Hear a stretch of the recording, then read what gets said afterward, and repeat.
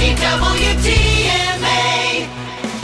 Now, here's more of the Brian Beatty Real Estate Show on the Big Talker, 1250 WTMA. Welcome back, Charleston. Thanks again for tuning in to the Brian Beatty Real Estate Show. Pleasure to have you this morning. And if you have any questions for me about real estate, you want to talk about really anything real estate related whatsoever, maybe you hear something that I'm talking about and you have some specific questions about it, or really more of just a general understanding of a process, feel free to call me because I'm in the studio and I'm here to take your calls and here to answer your questions. My number here is 843-556-1250. That's the number in the studio, 843-556-1250. Or if you'd like to reach out to me personally, you want to talk privately off air, you can call or text my cell phone. That number is 843-345-1273. Again, that's 843-345-1273. Or you can visit me online at listingsincharleston.com. That's listingsincharleston.com. I am also really happy to say that we have the Brian Beatty Real Estate Show now on iTunes and Spotify and Google Play. And, of course, you can listen to this show on WTMA.com or on its app or iHeartRadio or your favorite streaming device. You can watch our videos on YouTube. We've got, 200 or so of them. Just type in the Brian Beatty Real Estate Team. So lots of great information out there. Huge props to Sam O'Neill, my marketing manager, for putting all that together over the course of the past several weeks. So let's get back and focused on this process of selling your house and buying another. How do you do this at the same time without just buying another house, having two mortgage payments, and then figuring out how to sell your house as a way of kind of guaranteeing that you don't accidentally sell your home too soon before you buy something?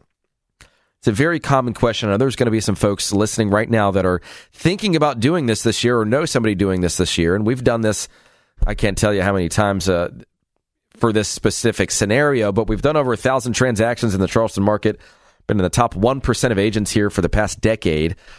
So we know a thing or two about this process. And so what do you need to know if you're going to buy a home contingent upon selling yours first? Well, first of all, there are two different types of home sale contingencies. There is a sale and settlement contingency, and there's just a settlement contingency. So as the name implies, a sale and settlement contingency is dependent upon the buyer selling and closing on an existing home. So this type of contingency is used if the buyer has not yet received and accepted an offer to purchase on their current home. So in general, this type of contingency allows a seller to continue to market their property for sale to other potential buyers. They have this stipulation in these types of contracts called a kick-out clause. So if I want to buy a house and I need to list my home and receive a contract and close on it, then typically a seller is going to want something called a kick-out clause, which very simply states that, hey, I'll take this contract. You have X amount of time to get your property on the market and get it under contract. But before your home goes under contract, if I receive another offer that does not contain a home sale contingency, then you either have 24 to 48 hours, whatever time frame you stipulate in the contract, you either have a day or two to drop this contingency and just buy this house regardless of whether your home is sold or not. Or if you can't, then I'm going to kick you out of this process and I'm going to take that buyer's deal because I'm not going to wait around for you. Which, in most instances, is fair. It's kind of a win-win situation. You haven't sold your home yet. You can't buy their house yet. So they're going to take your contract. They're going to kind of allow you to lock in that deal. But if someone else comes along and they don't have to sell their home, then that seller reserves the right to kick you out of the process if you don't have the ability to just buy it without selling your house first. So that is a sale and settlement contingency, and that's usually what they attach to it, a kick-out clause, to kind of lessen the blow for the seller. And we're going to talk about the considerations for both buyers and sellers in this process, but let me just continue to explain these two different types of contingencies. So that's the home and settlement contingency. The settlement contingency is just, it's very straightforward. It's used if the buyer's already marketed his or her property. They've already accepted a contract. They have a contract in hand. They have a settlement date on the calendar. Now, just because the property isn't truly sold until the settlement date, when everybody signs on the dotted line and everybody exchanges money, that doesn't mean that this is a bulletproof contract. Things still happen. Just because a home is under contract doesn't mean it's guaranteed to close. Having said that, if I'm trying to buy another house and my current home is on the market and it's under contract, and I make somebody an offer and I say, hey, look, yes, I do need to sell my house first in order to afford to purchase your home, but I'm not going to be put in a position where you have the ability to market my property, and as I'm working through the process of selling my home to this buyer that I've already found, I'm not going to let you kick me out of this process, because I am not going to be put in a position where, a week before closing, you get an offer for a few $1,000s more and you kick me out. And now I have sold my home. I can't just default on that contract and say, oh, sorry, buyer, I'm not going to sell this house to you now. Because what are they going to do? They're preparing to move too. It's this big domino effect. So a settlement contingency, in most instances, allows you to remove the kick-out clause, which allows that seller to kick you out of the process if they receive a better offer without a home sale contingency. But I'm here to tell you, folks, if you work with me, there is not a chance that I'm going to let a seller put you in a position where they have a kick-out clause on your contract if your home is already under contract with a buyer. That is one of the ways in which you lose. If you are being counseled to be put in a position where, even though your existing home is under contract and a buyer is working toward buying it, there's just no way I'm going to advise a buyer to open themselves to that level of risk. It's not worth it. Maybe it is to you, but I can't see it. So what are some of these considerations that you need to have as a buyer? And if you're just joining us right here on the Brian Beatty Real Estate Show, we're talking about the process of selling a house and buying another. And we're using some common language here. What we're really talking about home sale contingencies. I want to make an offer on a house to buy it, but I have to sell my home first, which is what that contingency is. And if you have questions about this process, we've already had so many conversations this year with people that frankly, they're kind of fed up with the process already. They're never really, how do I put this delicately? Let me just say it this way. Over 60% of the listings that we sell were previously on the market with other real estate agents. So we proactively target these sellers. We also receive a lot of calls from sellers like this, and the conversation is really one of two directions. It's either, look, I want to sell this house. I'm not messing around. I want to move. I want to buy something. I want to sell, and we've had it on the market for 6 months. I don't understand why we haven't sold. We're not getting feedback. The communication with our agent is lousy at best. They've done one open house. It's kind of like they put the sign in the yard, they put it on the MLS, they did an open house, they put it on their Facebook page, and then it was just like, okay, 30 days have gone by. I'm out of tricks. I don't know what else to do. I guess we just sit around and wait, or we do a price reduction. That's the typical marketing plan for a real estate agent. Ours is significantly different. I'm not going to get into what we do from a marketing perspective on this show, but if you're interested in learning more about that, if you've been struggling to sell your house, you want to move, or you just want to make the right decision the first time and not go through that process, then feel free to call me directly. My cell phone number, the number to call or text is 843-345-1273. That's 345-1273, or go to listingsincharleston.com. That's listingsincharleston.com. So getting back to some of these considerations that you should have as a buyer, if anything I'm talking about doesn't make sense to you, if you have some extra questions, if you want to talk about something entirely different, we've got about 30 minutes or so left on the show. Don't be shy. The number here in the studio to be on the Brian Beatty Real Estate Show is 843-556-1250. 843-556-1250. So As I mentioned, most buyers need to sell their existing house to purchase a new one, especially when they're trading up to a more expensive house. So a home sale contingency gives buyers the time they need to sell their house and settle before committing to a new home by avoiding two homes at once and holding two mortgages at the same time. A home sale contingency can also make for a fairly seamless transaction if it's done correctly. The buyer can sell one home and move into the next one the same day. And that's really what we kind of strive for, is we don't necessarily want to sell your home and then 2 weeks later move you into another one, because what are you going to do for those 2 weeks? Live on your moving truck? Let's stay in a hotel, stay with your mom. We can close in the morning on the home that you're selling and then close in the afternoon on the home that you're buying and make this process really simple. It's all about setting the right expectations up front. It's all about writing a contract that protects you. And I'll get into that in a little bit, but some of the considerations that you should have as a seller is, a home sale contingency can be risky because there's no guarantee that that house is going to sell. Even if the contract allows the seller to continue to market the property for sale and accept offers, that house is going to be listed as under contract, or at least in our MLS, it shows active contingent. And I'm here to tell you that there are very few agents out there that are going to take their time to show you a property that's already under contract. Personally, I think it's a big mistake.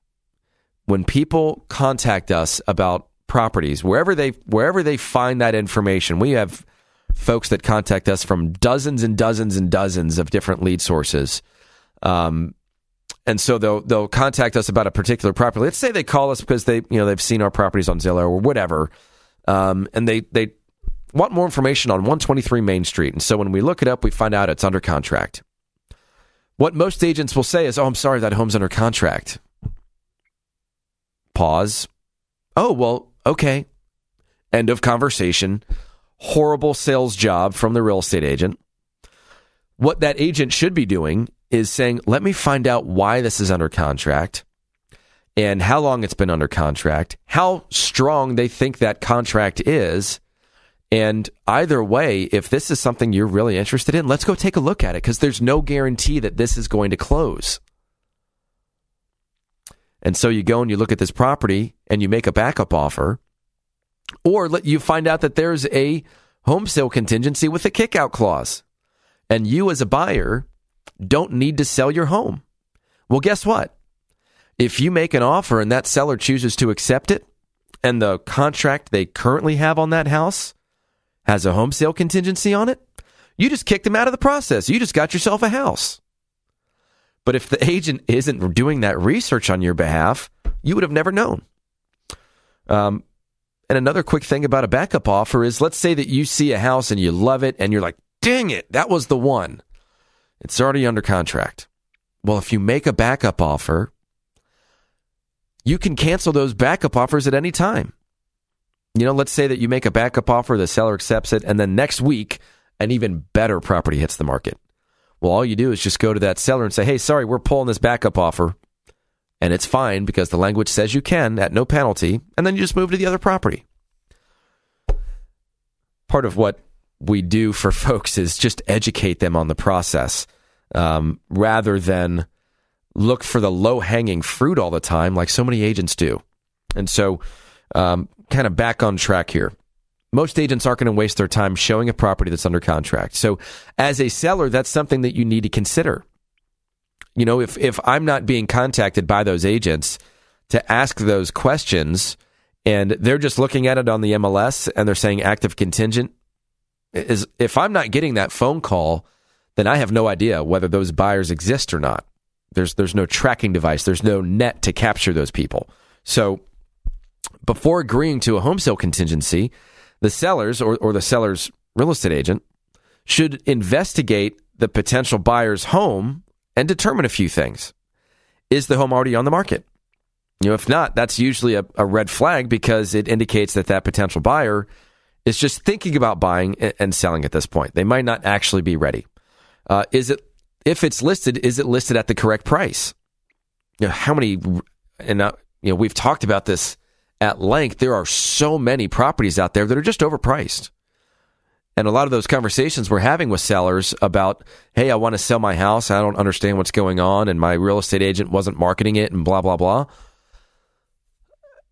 We don't beat around the bush with a lot of these conversations. In many instances, it has nothing to do with the price. The price is right where it needed to be, or at least it was in the ballpark, but the agent was just lazy, or they didn't have enough tools at their disposal to create enough exposure for that seller, and then have kind of lead capture tools in place to capture the attention and information of the actual buyers.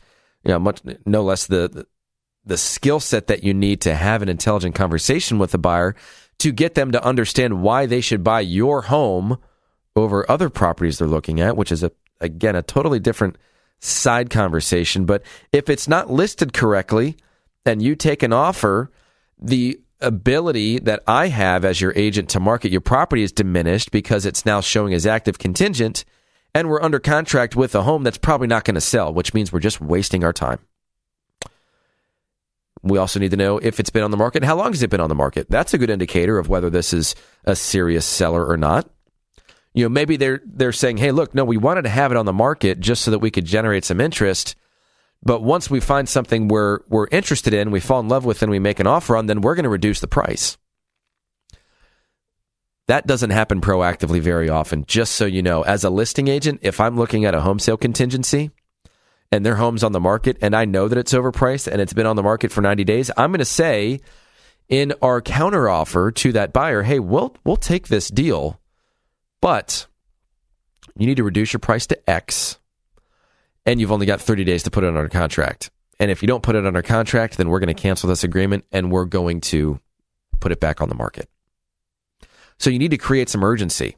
You have the ability to control this process as a seller much more so than you do as a buyer, because as a buyer, you're kind of asking them to do you a little bit of a favor, unless it's one of those properties that's been on the market for a while and that seller doesn't have any other options. That's a position of strength.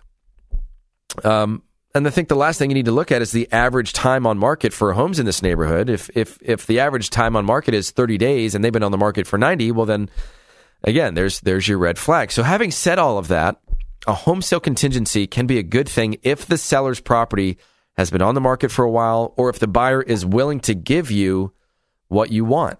I mean, in many cases, it is advisable to limit the amount of time that the buyer has to sell his home. Usually it's 30 days or less. And it puts pressure on the buyer to lower their asking price and make a sale while preventing you, the seller, from keeping your property in the market for too much time. And we've already talked about kick-out clauses, but the bottom line is home sale contingencies can protect buyers who want to sell a house before they buy another, and the exact details of any contingency must be specified in the real estate contract. So if this is something you want more information on, you're thinking of selling your home and buying another, or you're just thinking of selling or just buying or investing, if there's anything that you're considering doing real estate related this year and you want to talk about a plan, you want to just get some information so that you're an educated consumer, you understand the process, and you can spend the time between now and the time that you're ready to plan for a successful transaction. If that's something I can help you with, my number is 843-345-1273. That's my cell. Call or text that number, 843-345-1273. Or go to my website, listingsincharleston.com. If you sell your home and buy another one with us, we'll pay all your moving expenses. We have all kinds of other listing incentives like a free pre-listing home inspection, free staging consultation, professional photography, videography, a huge social media and online marketing campaign. All of this designed to proactively find buyers for your home. So if that's something we can help you with, again, listingsincharleston.com. And if you want to be on the program, we've got about 20 minutes left. The number here in the studio is 843-556-1250. Again, 843-556-1250. So stick around for more of the Brian Beatty Real Estate Show on the Big Talker 1250 WTMA and WTMA.com.